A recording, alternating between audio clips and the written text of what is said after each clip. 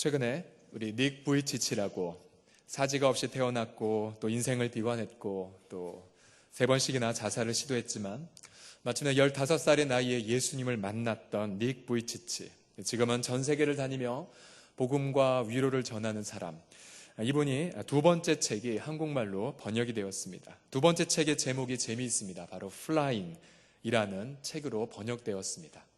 저 책 표지를 보시게 되면은 실제로 서핑보드를 타고 있는 장면입니다. 상상이 안 되죠. 팔다리가 없는 분인데 온전히 몸의 근육만으로 좀 파도를 타고 있는 그러한 장면입니다. 이 책에서 그는 믿음의 날개를 달고 세상의 중력을 거슬러 박차고 날아오르라 라고 도전하고 있습니다.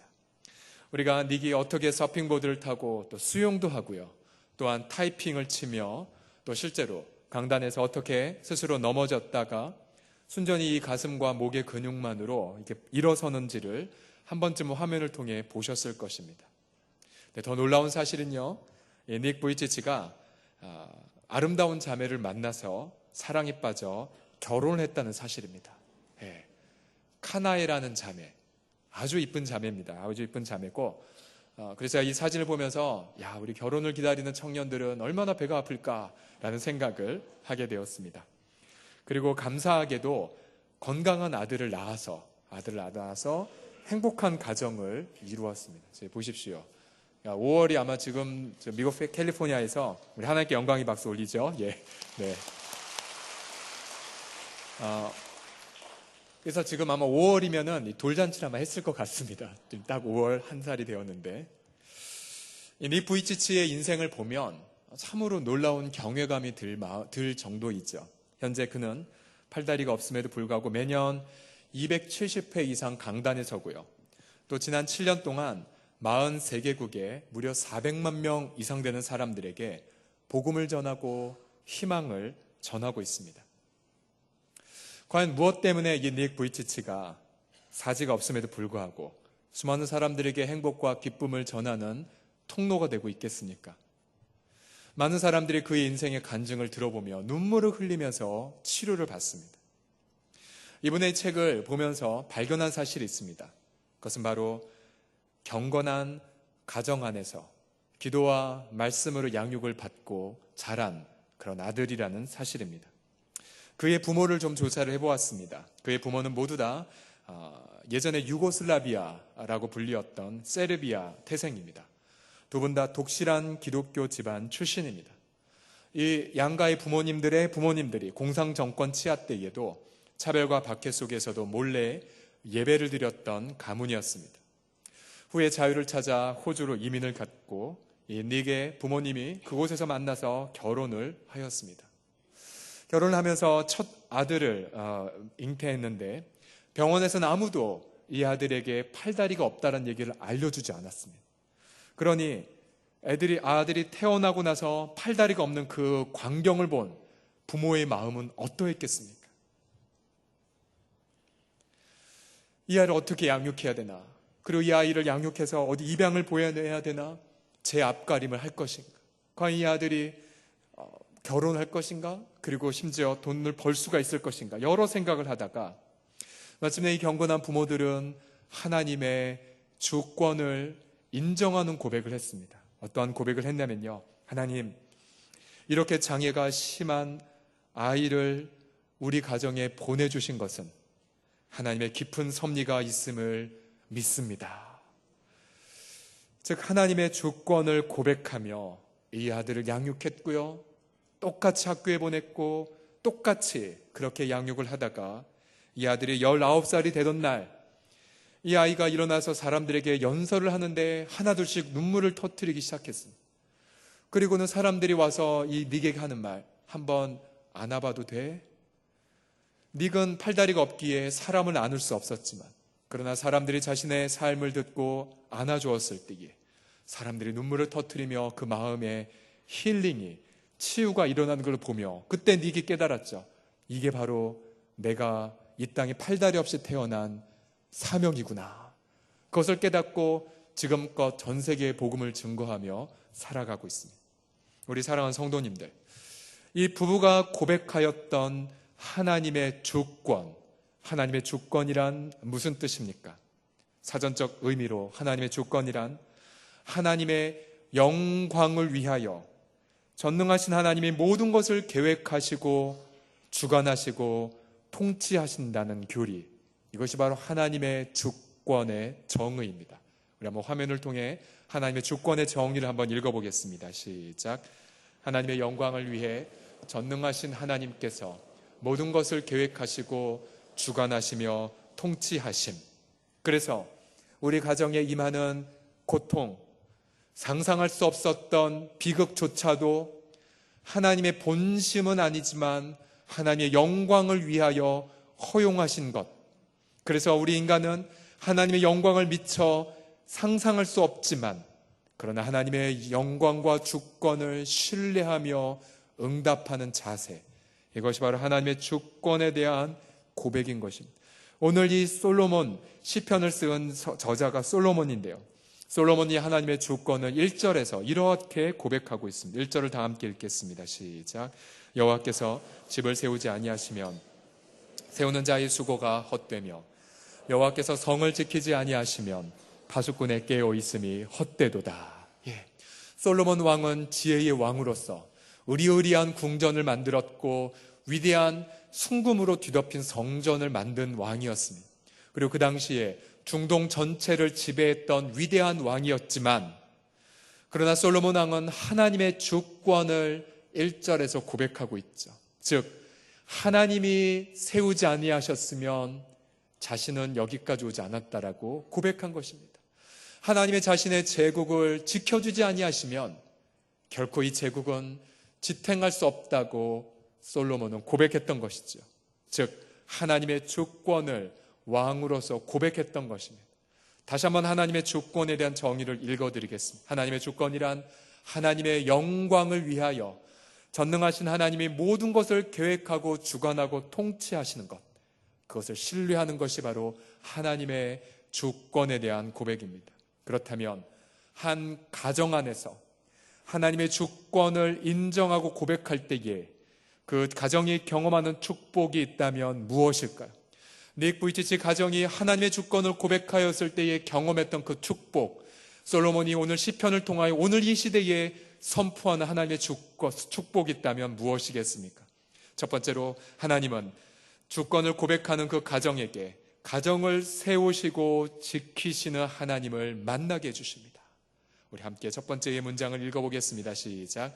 가정을 세우시고 지키시는 하나님을 만납니다. 우리 다시 한번 1절을 보십시오. 여호와께서 집을 세우지 아니하시면 세우는 자의 수고가 헛되며 여호와께서 성을 지키지 아니하시면 파수꾼의 깨어 있음이 헛되도다. 우리 사랑하는 성도님들, 본문을 보시면 우리의 가정을 세워가시는 분은 하나님이라고 고백하고 있습니다. 하나님은 하나님의 영광을 위하여 우리의 가정을 시작하십니다. 하나님은 가정을 시작하시면서 가정의 첫 출발점인 부부를 만나게 하십니다. 그리고 그 하나님은 가정을 세워가시고 또 가정을 지켜주십니다. 이것이 바로 가정을 향한 하나님의 주권입니다.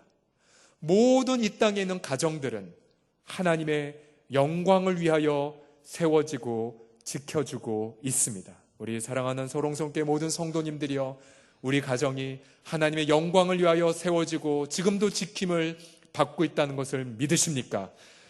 만약 가정을 향한 하나님의 주권을 인정하지 않은 채 그저 인간의 노력만으로 가정을 세우고 지키려 한다면 본문은 이렇게 말하죠. 그 결과는 헛되다라고 경고하고 있습니다. 본문에서 말하는 이 헛되다라고 하는 이 뜻은 원문에 보면은 열매가 없다, 혹은 결과가 없다, 혹은 아무런 결실이 없다라고 말하고 있습니다. 즉 가정 안에서 하나님의 그 주권을 고백하지 않은 채 인간의 노력으로 가정을 세운다고 가정해 보십시오. 설령 돈이 모일 수 있고 또 아이들이 좋은 학교에 들어갈는지 모르겠지만 그러나 그 가정은 하나님의 영광 앞에는 아무런 열매와 결실을 맺지 못한 채 하나님 이렇게 그 가정에게 선고하실 것입니다. 너희 가정 뭐하며 살았니? 내 영광 앞에 너희 가정은 무슨 열매를 맺었니라고 책망하실런지 모릅니다. 특별히 우리의 이 가정을 하나님은 세워가실 때에 가정의 가장 기초, 여러분 가정의 가장 기초가 무엇입니까? 누구와 누구죠? 바로 남편과 아내죠. 남편과 아내. 남편과 아내가 만나야 자녀가 태어나죠. 성경을 보면 가정을 하나님은 세우실 때에 부부를 서로 만나게 하셨고 부부가 만난 건 하나님의 주권이라고 말하고 있습니다. 우리 예수님 마태복음 19장 4절과 5절에서 부부를 향해 어떻게 말씀하셨는지 우리 함께 읽어보겠습니다. 시작. 그러므로 사람이 그 부모를 떠나서 하신 것을 잃지 못하였느냐. 그런즉 이제 둘이 아니요 한 몸이니 그러므로 하나님이 짝지어 주신 것을 사람이 나누지 못할지니라 하신. 아멘. 5절을 보십시오. 5절에는 부부가 어떻게 되었다고요? 한 몸이 되었다고 말합니다. 한 몸, 한 몸. 이 몸이란 거는 단순한 육체적인 성적인 결합뿐만 아니라 영도 하나가 됐고 정서도 하나가 됐다는 뜻입니다. 그래서 저희 교회를 보게 되면 제가 저희 교회 우리 수첩을 보면서 제일 먼저 느꼈던 첫인상이 뭐였냐면요. 우리 장로님들 부부가 서로 닮았네. 장로님 누구가 서로 남편과 아내인지 서로 얼굴 보면 알겠더라고요. 부부가 하나가 됐다는 반증이 아니겠습니까? 6절에 보게 되면 하나님은 하나님이 부부를 짝지어 주셨기 때문에 사람은 나눌 수가 없다라고 말하고 있습니다. 이것이 바로 부부에게 있는 하나님의 주권입니다. 하나님의 주권. 하나님의 영광을 위하여 부부를 짝지어 주신 것이지요. 우리 하나님은 당신의 영광을 드러내기 위하여서 결혼을 하기 이전에 전 세계 70억 인구 중에 그러니까 절반으로 딱 나눠서 반대편 성이 남성이 35억, 여성이 35억이라고 생각한다면 우리 하나님은 하나님의 영광을 드러내기 위하여 35억 인구 중에서 고르시켰다가 젊은 시절 눈을 잠깐 멀게 하셔서 그 사람이 아니면 못 살겠다라고 말하게 하신 이후에 부부로 만들어 주셨고, 그리고 문제는 무엇입니까? 결혼하고 나니 눈이 띄어져서 상대편에는 모든 결점들이 아니 결혼하고 보니 이런 여자였나? 결혼하고 보니 이런 작자였나? 라고 후회하면서, 그러나 하나님은 하나님의 영광을 위하여 부부를 눈멀어서 만나게 하셨다는 사실, 여러분 그것을 인정하시겠습니까? 때로는 아니요 목사님 저는 절대 인정할 수 없습니다. 저런 인간 나는 다시 태어나면 절대 결혼하지 않을 겁니다. 그러나 여러분 어떻게 합니까? 한 번밖에 우리 인생엔 기회가 없는 거. 차라리 하나님의 영광을 바라보고 우리 이렇게 고백할 수가 있습니다. 하나님, 저렇게 힘든 작자를 만나게 하신 것은 감당할 수 없는 하나님의 영광을 드러내기 위한 것임을 믿습니다라고. 아멘을 별로 안 하시는군요. 로마서와 고린도 후서에 보면 바울이 이렇게 선포하죠. 우리가 잠시 받는 환난에 경한 것이, 물론 부부싸움 할 때의 그 고통은 지옥 밑바닥까지 가는 경험을 하지 않습니까? 그러나 이 땅에서 받는 환난에 경한 것은 장차올 하나님의 영광과 좋게 비교할 수 없도다. 할렐루야. 아멘을 하십시오. 아멘 여러분. 그렇기 때문에 부부가 흔들릴 때에 이혼을 생각하는 것, 우리가 드라마를 보면은 늘 막장 드라마라고 해서 처음부터 세게 나오지 않습니까? 반드시 드라마에 나오는 필수 요소, 숨겨진 자녀, 그죠? 그리고 세컨드, 그리고 운명의 사랑이니 나는 저 자식을 버리고 그녀와 함께 나아가리. 이게 드라마의 단골 메뉴이죠. 그 드라마의 단골 메뉴 속에 있는 세계관이 무엇입니까? 그것은 결혼은 인간이 만든 거고 하나님의 영광 없습니다. 그저 사람의 썩어질 영광밖에는 전제가 안 돼 있죠. 그렇기 때문에 이 땅에는 수많은 많은 사람들이 이혼을 생각하며 하나님의 주권을 넘어가는 생각들을 하게 되죠. 차라리 하나님의 주권 앞에 자신을 내려놓으면서 순교하기까지 하나님의 영광을 목도한다면 여러분들 부부 가운데서 하나님 앞에 경험할 그 영광의 크기와 깊이는 얼마나 크시겠습니까? 특별히 우리 주 예수 그리스도는 부부 갈등의 핵심 원인인 바로 죄 문제, 부부 갈등의 핵심 원인인 성격 차이 너머에 있는 죄 문제 부분을 주님은 죽으시고 부활하심으로 그 문제를 해결하지 않으셨습니까? 따라서 부부의 관계가 너무나 골이 깊어서 고통이 심할수록 오히려 죄 문제를 덮으시고 죄 문제를 해결하신 예수님의 영광을 경험할 때입니다. 그렇기 때문에 우리 사랑하는 성도님들은 믿지 않는 사람들이 어설프게 생각하는 그 잘못된 모델을 따라가지 마시고 우리 부부를 짝지어 주신 하나님, 그리고 우리 가정을 세우셨고 우리 가정을 지켜주신 하나님의 주권을 오히려 선포하면서, 여러분 욥을 보십시오. 욥이 그렇게 극심한 고난 속에서 욥이 당했던 가장 큰 고난은 무엇이었습니까? 바로 옆에는 마누라가 바가지를 긁는 것이 아닙니까? 이 작자야, 그만 하나님을 찬양하고 되져버려. 성경이 이렇게 안 나왔죠. 분명히 이렇게 말했을 것입니다. 그러나 욥은 뭐라고 말합니까? 당신이 어리석은 여자 중처럼 말하지 않냐? 하나님이 모든 걸 주셨은즉 하나님이 또한 취하지 않겠냐고. 욥은 그 순간에서도 하나님의 주권을 고백하며 아버지 앞에만 머물렀습니다. 나중에 결론이 어떻게 됐습니까? 욥이 그 아내를 버렸습니까? 버렸다는 성경 구절보다 오히려 하나님은 그 가정을 축복하셔서 10명의 자녀를 선물로 주셨고, 그리고 욥은 지금껏 3000년 동안 믿음의 용장으로 우리 가운데 추앙을 받고 있지 않습니까? 하나님의 주권 앞에 하나님의 영광이 드러나 있습니다. 고통이 깊을수록 숨겨진 하나님의 영광은 더욱더 찬란하게 우리 가정을 비출 것입니다. 하나님의 영광과 주권을 신뢰하며 우리 가정을 아버지 앞에 맡겨드리는 우리 모든 가정들이 다 되시길 주의 이름으로 축원합니다. 두 번째로 하나님의 주권을 고백하는 가정이 누린 축복은 이것입니다. 가정 안에서 창조적인 안식을 누리게 합니다. 창조적인 안식. 우리 함께 두 번째 문장을 읽겠습니다. 시작. 가정 안에서 2절 말씀을 보십시오. 2절 보시면 너희가 일찍 일어나고 늦게 누우며 수고의 떡을 먹음이 헛되도다. 그러므로 여호와께서 그의 사랑하시는 자에게는 잠을 주시는도다. 본문을 보시면 1절에서 하나님은 가정을 세우시고 가정을 지키신다고 했죠.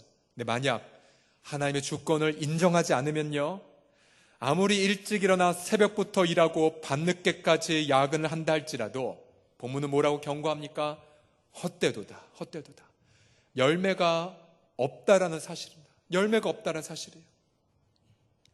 아무리 우리가 열심히 돈을 벌려고 수고해도, 그래서 관행의 이름으로 양심을 팔아가며 사업을 하려고 한다 해도 하나님의 주권을 인정하지 않으면요, 설사 돈을 좀 만들지 몰라도 하나님은 그의 삶을 인정하지 않습니다.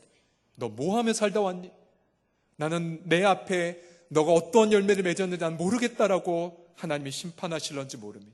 우리의 청소년들도 하나님께 자신의 인생을 맡기지 않은 채, 시간을 맡기고 미래를 바치지 않은 채 아무리 열심히 공부해도 아버지 하나님 앞에 하나님의 영광을 드러낸 인생은 살아갈 수가 없는 것입니다.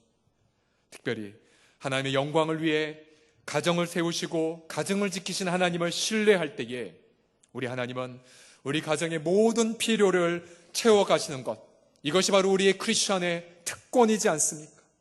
특별히 돈 문제로 고통할 때에 히브리서 13장 5절과 6절은 우리에게 큰 위로를 안겨다 줍니다. 우리 함께 히브리서 13장 5절과 6절을 큰 목소리로 읽겠습니다. 시작. 돈을 사랑하지 말고 있는 바를 족한 줄로 알라. 그같이 이 말씀하시기를 내가 결코 너희를 버리지 아니하고 너희를 떠나지 아니하리라 하셨느니라. 그럼 우리가 담대히 말하되 주는 나를 돕는 이시니 내가 무서워하지 아니하겠노라.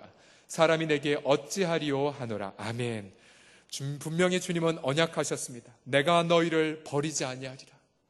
내가 너희를 떠나지 아니하리라. 있는 바를 족한 줄 여기라. 공중의 저 새를 먹이신 하나님, 저 들에 피는 들풀을 아름답게 입히신 하나님, 지금 이 5월 달에 이 홍제동 골짜기만 오면은 얼마나 아카시아 꽃인가요? 벚꽃, 아카시아 꽃. 아카시아 꽃의 향기가 얼마나 이 동네를 가득히 덮습니까?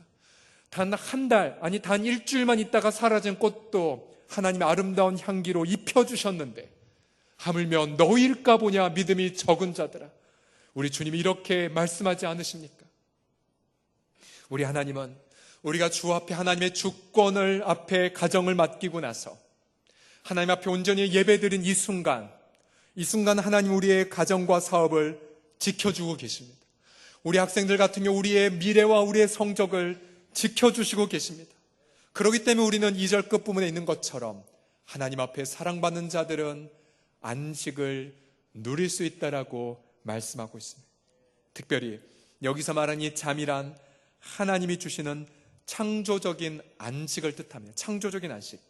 이 창조적인 안식이란 무엇이냐면요, 나는 쉬었는데 하나님은 쉬지 않고 일하셔서 나는 분명히 하나님 앞에 쉬었는데, 예를 들어서 이스라엘 백성들이 광야에서 만나를 6일 동안 거두었지만 안식일을 앞두고 만나를 2배를 걷지 않았습니까? 2배를. 즉 그들은 쉬었지만 하나님은 일하고 계시는 것을 발견하는 것, 이것이 바로 창조적인 안식의 예입니다. 예를 들어 이 시를 지은 솔로몬은 창조적인 안식이 무엇인지를 체험했던 왕이었습니다. 그가 왕으로 처음 부름받고, 그리고 너무나 이 왕이 두려워서, 그래서 하나님 앞에 가장 먼저 한 것이 예배를 드리는 거였죠. 기브온에 가서 하나님의 주권을 고백하는 예배를 솔로몬이 드렸습니다. 그리고 하나님 앞에 예배를 드리다가 마음의 평강이 찾아왔습니다. 앞으로 어떻게 해야 될지 계획은 하나도 없었지만 마음의 평강이 찾아왔고, 그날 밤 평안하게 잠을 잤습니다. 여호와께서 사랑하시는 자에게 잠을 주시는도다. 그러면서 그 꿈에 하나님이 나타나서, 솔로몬, 내가 너에게 무엇을 줄까? 그때 솔로몬이 대답하죠. 하나님, 제가 어찌 이 백성을 다스리겠습니까? 통치할 수 있는 지혜를 주십시오. 하나님의 마음에 합하여서 솔로몬이 구하지 않았던 부귀와 장수까지 그에게 선물로 주지 아니하셨습니까? 마치 솔로몬 왕은 잠을 자기 전에 비포와 애프터가 너무나 틀렸던 거죠. 우리 성형외과 그 광고를 보게 되면 비포와 애프터에서 이렇게 딱 사진으로 차이가 있지 않습니까? 솔로몬은 창조적인 안식을 취하기 전과 후가 너무나 달라져 있었어요. 즉 하나님이 주신 위대한 지혜를 솔로몬이 잠잘 때 선물로 받았다는 사실이에요. 이 사실은 우리에게 위대한 통찰력을 제공합니다. 왜냐하면 하나님의 주권을 고백하는 가정만이 평안하게 쉴 수가 있고요.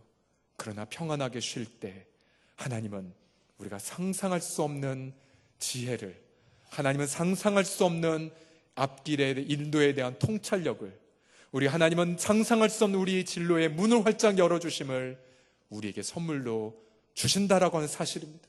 그렇기 때문에 우리는 이 주일날 혹은 각 가정 안에서 하나님의 주권을 선포하며 예배하는 그 순간만이야말로 나는 가만히 있지만 하나님의 온 열방 가운데에 일하심을 체험할 수 있는 위대한 창조의 시간인 것입니다. 우리 함께 따라해 보겠습니다. 안식은 창조의 순간입니다. 시작.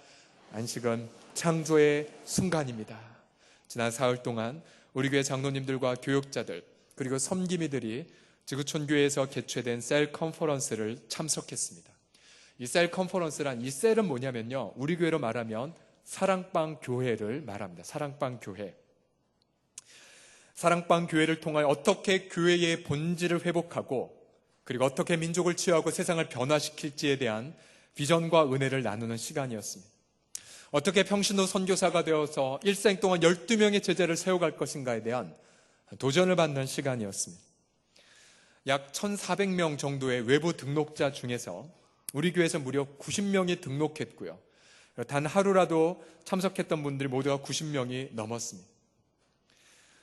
저는 그 컨퍼런스 참석하면서 탁월한 강사 또 잘 준비된 프로그램 때문에 많은 분들이 도전을 받았지만, 그러나 제가 가장 은혜를 받았던 것은 바로 우리 성도들 때문에 은혜를 받았습니다. 왜냐하면 우리 성도들은 사업을 잠시 내려놓거나 혹은 직장에서 휴가를 받고 자신을 하나님 앞에 바쳤기 때문이었습니다. 저는 우리 성도들의 그 눈망울, 성도들을 보며 제가 가장 큰 은혜를 받았습니다. 특별히 그 참석한 교회 중에서 저희 서울홍성교회가 가장 많은 교회가 참석했다고 그 전체 앞에서, 그 수많은 교회 앞에서 칭찬을 받으면서 담임 목사 단위에 올라가십시오 라고 상까지 받는 영광을 얻었습니다. 제가 잘한 것이 아니라, 하나님께 영광의 박수를 올리겠습니다. 제가 잘한 것이 아니라 제가 좋은 성도를 만났기 때문이었죠. 제가 여러분에게 정말 마음으로서 큰 절을 올리고 싶습니다. 특별히 마지막 날에 우리 모든 성도님들이 1명 또는 2명으로 모두 나누어져서 수십 개의 목장 교회를 탐방하는 시간을 가졌습니다. 그러니까 우리 교회로 말하면 사랑방 교회를 그대로 하는 모습을 이렇게 탐방하는 것에 함께 동참을 했습니다. 탐방하고 나서 우리 모든 성도들은 모두 다 상기된 표정으로 너무나도 큰 은혜와 도전을 받았다고 너무나 행복한 표정으로 제게 고백해 왔습니다. 그래서 특별히 사흘 동안 중보기도로 함께 해주신 모든 성도님들께 모두 다 깊은 감사를 드리고 싶습니다. 특별히 우리의 성도들 그리고 우리의 교회가 제가 부임한 지 6개월째 되어가고 있는데요. 저는 저희 교회를 볼 때마다 이러한 생각을 하게 됩니다. 우리 교회가요, 파도를 탄 것 같아요. 파도. 그러니까 담임 목사가 앞에서 이끄는 것이 아니라요. 제가 여러분을 드라이브하지 않습니다. 왜냐하면 여러분도 이미 파도를 탔거든요. 파도를 탔기 때문에 그냥 저는 서핑포드 하나 놓고 같이 그냥 타면 되더라고요. 제가 그걸 굉장히 많이 고백합니다. 제가 처음에 부임했을 때 여러분 이런 고백을 했죠. 서경철이 왔다고 해서 우리 교회 문제 다 해결되지 않는다고. 담임 목사 왔다고 해서 부흥되는 것이 아니라고. 담임 목사의 책임은 바로 우리 교회의 머리 대신 예수 그리스도의 영광을 드러내고 우리를 위해 죽으시고 부활하신 예수님의 복음의 영광을 선포하는 책임이 있는 것이라고. 그럼 바로 여러분들이 함께 헌신하여 일어날 거라고 얘기하지 않았습니다. 근데 하나님의 주권을 고백하며 우리 교회를 맡기면 맡길수록 성령이 우리 교회를 인도하신 것을 눈으로 보게 돼요. 컨퍼런스 기간 동안 7년 동안 함께 동료로 있었던 친구들이 저를 찾아서 야 경철아 너 어떠냐? 힘들지 않냐? 설교는 어떻게 이렇게 준비를 하냐? 고생하지 않냐라고 그렇게 말합니다. 그러면 제가 제 동료들이 이렇게 말합니다. 야 부목사 때 경험하지 못한 하나님의 그 영광을 보고 부목사 때 경험하지 못한 행복을 맛본다. 부럽지롱 라는 말을 못했고요. 그 말은 못했고 너무 행복해 라고 말했습니다. 그러면서 야 그럼 너 설교 준비는 어떻게 야 하나님이 다 보여주셔. 말씀해 주셔. 그리고 그 설교하는 준비하는 기간 동안 얼마나 많은 것들을 경험하는지 몰라라고 그렇게 나눌 수가 있었습니다. 그렇습니다. 저도 우리 교회 특별히 담임 목사직을 하나님께 맡기면 맡길수록 창조적인 지혜가 임해요. 창조적인 안식.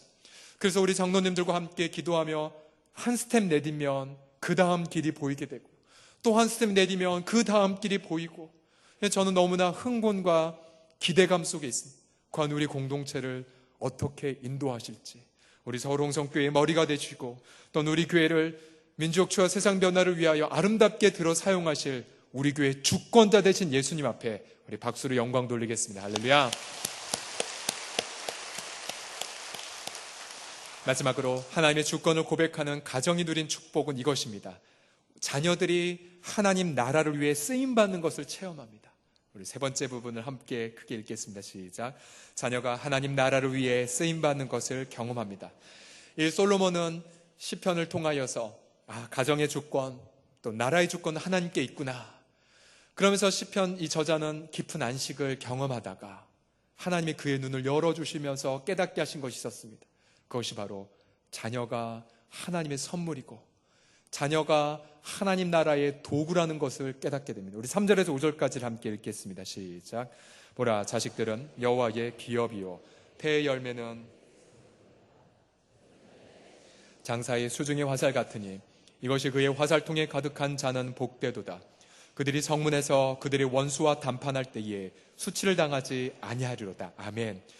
보라 이것은 환기를 표명한 말이죠. 깨달아라. 뭐냐면 자녀들은 하나님이 주신 선물이다라고 말합니다. 하나님의 것이라고 말합니다. 즉 자녀는 하나님의 영광을 드러내기 위하여 그리고 하나님 이 땅에는 수많은 가정 중에서 이 자녀에게 있는 영광을 드러낼 가정을 고르셔서 각 가정에 이 자녀들을 보내어 주시는 거죠. 특별히 이 자녀는 육신의 자녀뿐만 아니라 영적인 자녀까지도 포함됩니다. 때로는 어떠한 이유로 인하여 육신의 자녀를 갖지 못했다 할지라도 하나님은 여러 번 이사야서 말씀을 통하여 고자가 여호와의 이름보다 자녀보다 더 나은 이름을 얻을 것이라고 말씀하고 있죠. 즉 육신의 자녀, 지난주에 함께 나누었던 헬리에타 미어지의 영적 자녀들인 빌레 그레함이나 빌브라이 박사님과 같은 영적 자녀에게도 해당되는 구절이죠. 그러면서 우리는 이 본문을 통하여서 자녀는 절대로 부모의 영광을 드러내기 위한 존재가 아니라는 것을 깨닫습니다. 우리 한국 부모님들은 이렇게 고백하며 자녀를 키우지 않습니까? 야, 내가 못 배웠으니 너는 배워야 된다. 내가 이렇게 서름을 당하니 너는 잘 준비해서 서름 좀 받지 말아라고. 자녀는 부모의 한을 이루기 위한 도구에 불과할 때가 많지 않습니까? 그러나 성경은 분명히 말합니다. 부모의 한을 이루기 위한 존재가 아닙니다. 자녀는 하나님의 영광을 이루기 위하여 우리 가정에 보내어진 선물입니다. 선물. 이것이 자녀의 양육의 첫 단추입니다.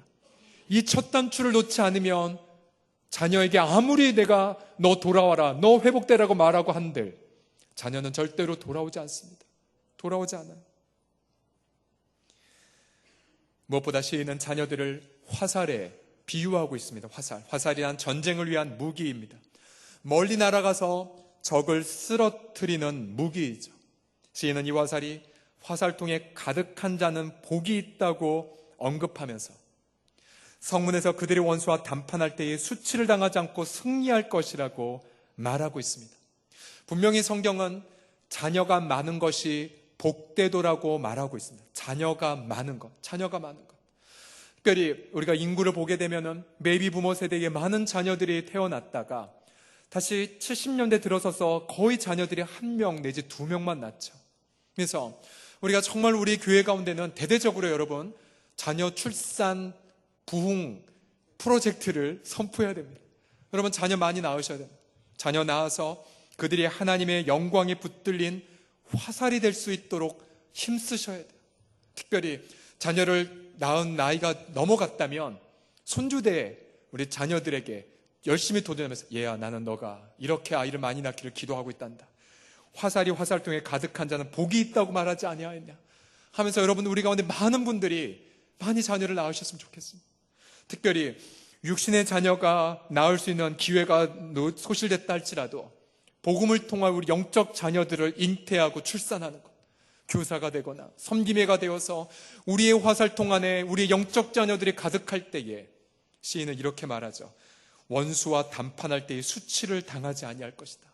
여기서 말한 성문이라는 것은 고대의 성문은 그 도시의 운명을 좌우하는 최고 권력기관이 놓여진 곳이 성문입니다.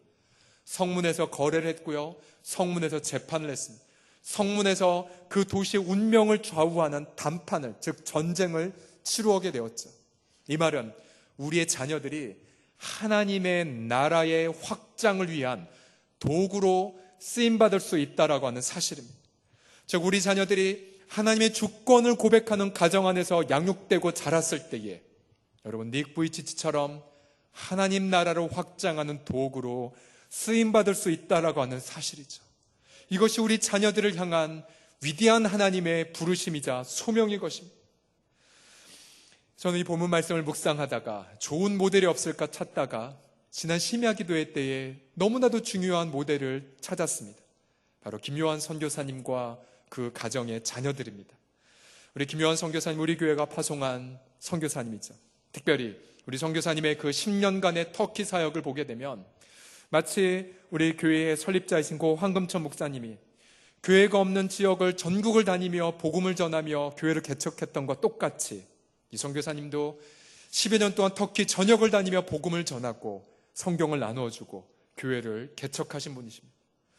그 과정에서 이분은 3번 투옥을 당했고 살해 위협을 받으셨고 3번 추방을 당하신 분이십니다. 근데 이분의 고백을 들어보면 말끝마다 이 고백이 많습니다. 하나님이 이렇게 해주셨어요. 하나님이 이렇게 하게 하셨습니다. 하나님이 이러한 열매를 맺게 하셨습니다. 즉 하나님의 주권을 고백하는 자의 그 단어이죠. 하나님이 이렇게 하게 하셨습니다. 그러면서 하나님 이분에게 3명의 아들을 주셨는데요. 유태, 유진이, 유철입니다. 선교사님의 고백은 제대로 이 아이들을 양육시킬 기회가 없었다고 합니다. 왜냐하면 툭하면 추방당하고 이사 다니고.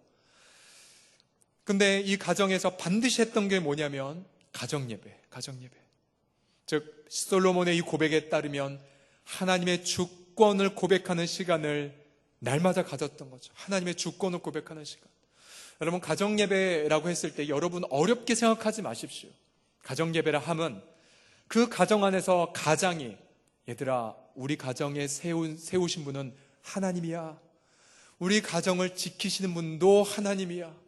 우리 가정만이 성취할 하나님의 영광이 있단다. 이것을 고백하는 것이 바로 가정예배의 시간이 아니겠습니까? 선교사님은 어린아이들과 더불어 날마다 가정예배를 드리면서 아이들에게 성경 쓰기를 계속 시켰다고 합니다.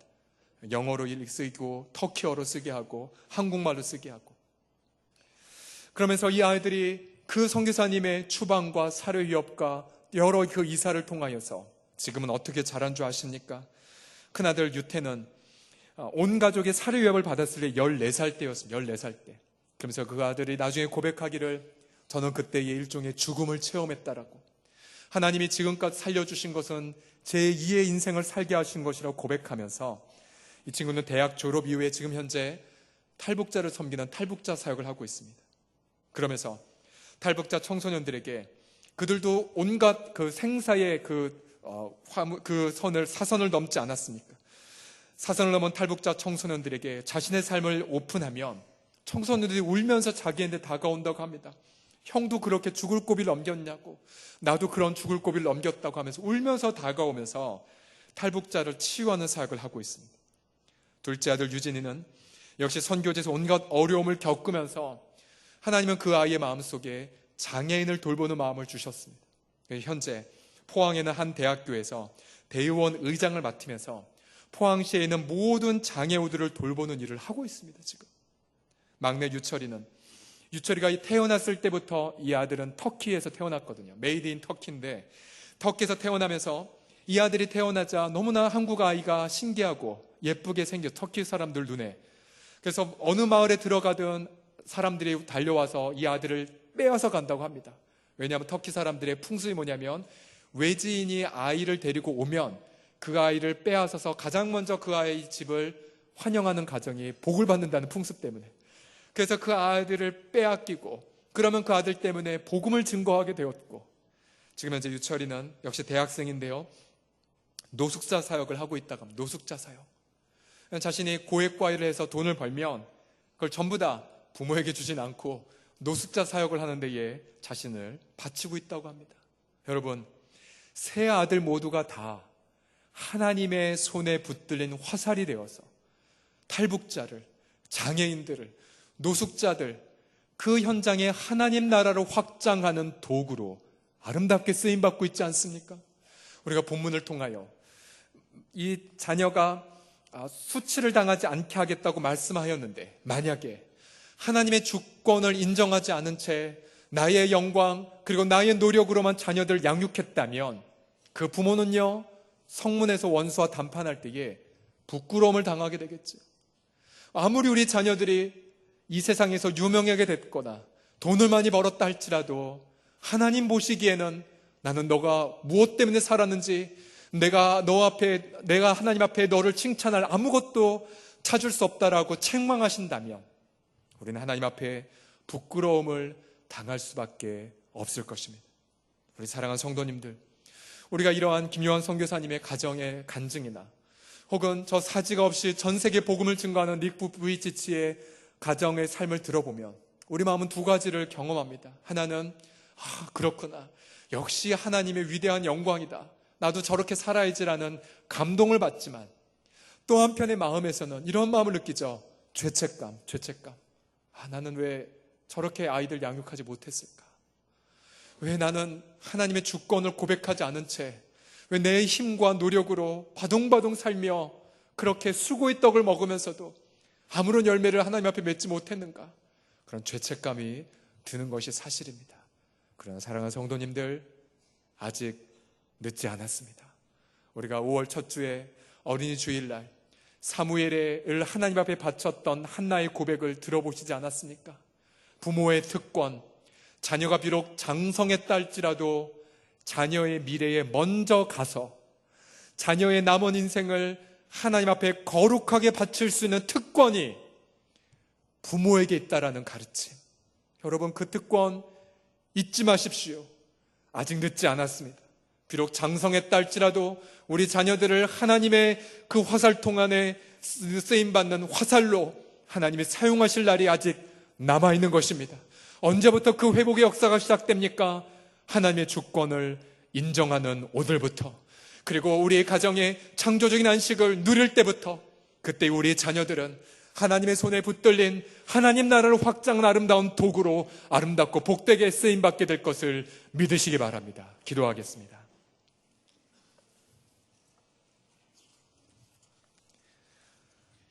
모두 다 기도하는 마음으로 자리에서 일어나 주시겠습니다. 모두 다 자리에서 일어나셔서 함께 시간 눈을 감으시고, 우리 눈을 감고 우리 가운데에 갈보리 십자가를 상상해 봅시다. 우리 주님이, 우리 예수님이야말로 하나님의 주권을 고백하기 위하여 이 땅에 오셨고, 하나님의 주권 앞에 자신의 생명을 맡겼으며 하나님의 주권 앞에 자신을 십자가에 내려놓으셨습니다. 하나님의 주권 앞에 고백하며 나아갔을 때에 예수님 때문에 우리 모두는 생명을 얻게 됐고 우리 가정의 소망을 바라보게 되었습니다. 이 시간 예수님의 그 흘리신 피가 흘러 가정 안에 넘치고 있습니다. 가정 안에 있는 절대 남에게 오픈할 수 없는 그 고통의 문제, 절규의 문제, 아픔의 문제, 그것이 경제 문제이든 여러 관계의 문제이든 중독의 문제이든지 간에 아무리 고통이 크다 할지라도 예수님의 죽음과 부활의 능력 앞에서는 무력화가 됨을 선포하면서 죽음과 부활의 권세가 우리 가정 가운데 임하게 하여 주시옵소서. 우리 가정의 주권이 하나님께 있음을 고백합니다. 우리 가정의 모든 자녀들 하나님 앞에 맡겨드립니다. 함께 시간 통성으로 우리 가정을 하나님 앞에 의탁하며 기도하겠습니다. 살아계신 우리 아버지 하나님, 우리의 가정을 세워주신 하나님을 고백합니다. 우리 부부를 만나게 하여 주셨으며, 아버지 하나님, 우리의 부부가 하나님 앞에 우리 부부가 아니면 드러내지 못할 영광이 여기에 있기에 우리들을 여기까지 인도해 주신 것을 찬미합니다. 살아계신 아버지 하나님, 하나님의 주권을 고백합니다. 우리를 위하여 죽으시고 부활하신 예수님을 인정합니다. 사랑의 하나님, 그렇게 예수님의 십자가의 보혈이 우리의 모든 각 가정에 이 시간 임하게 하여 주시옵소서. 생명이든 사망이든 현재 이르든 미래에 이르든지 간에 그리스도 예수 안에는 하나님의 사랑에서 우리를 끊을 수 없음을 고백하나이다. 우리 하나님의 영광이 우리 각 가정 가운데에 충만하게 임하게 하여 주시옵소서. 아버지 가정에 필요한 모든 부분들을 채워주신 하나님을 만나게 하여 주시옵시고, 우리 아버지 하나님의 깨어진 관계들이 성령 안에서 회복되게 하여 주시옵시고, 비극적인 아픔이라 할지라도 하나님의 영광의 기쁨을 바람을 고백하며 아버지 하나님의 예배의 제단을 쌓아가는, 하나님의 영광을 선포하는, 하나님의 위대한 주권을 선포하는 복된 가정들이 되게 하여 주시옵소서. 특별히 가정 때문에 고통하며 아파하는 분들이 있다면 기도하는 마음으로 양손을 자신의 심장 위에 얹어 주십시오. 우리 가정을 위하여 기도할 때 양손을 자신의 가슴 위에 얹어 주십시오. 하나님 아버지, 이 땅의 수많은 가정들이 가정을 천국이라 생각하며 시작하였으나 가정 안에 지옥을 체험하고 있나이다. 가정 안에서 자신의 인생의 무가치함을 깨닫거나 혹은 자신의 인생의 가정 안에서 배반과 고통을 경험하나이다. 사막한 황량한 광야를 경험하고 있나이다. 주여, 그러하오나 우리 구주 예수 그리스도의 십자가의 보혈이 아버지 우리 각 가정 가운데 흘러넘치게 하여 주셔서 죽음을 이기시고 부활하신 예수님이여, 지옥과 같은 가정이라 할지라도 죽음의 부활과 능력 때문에 천국이 되게 하여 주시옵소서. 하늘의 문을 열어 주시옵소서. 가정 안에 하나님의 영광이 임하게 하여 주시옵소서. 하나님의 주권이 선포되게 하여 주시옵소서. 지금은 환난 가운데에 고통하나 그러나 환난에 경한 것은 장차 가정 안에 임할 하나님의 영광과 좋게 비교할 수 없음을 선포합니다. 하나님의 영광이 그 부부들과 자녀들과에게 충만하게 임하게 하여 주시옵소서. 우리 주 예수님의 이름으로 기도하옵나이다. 아멘, 아멘, 할렐루야.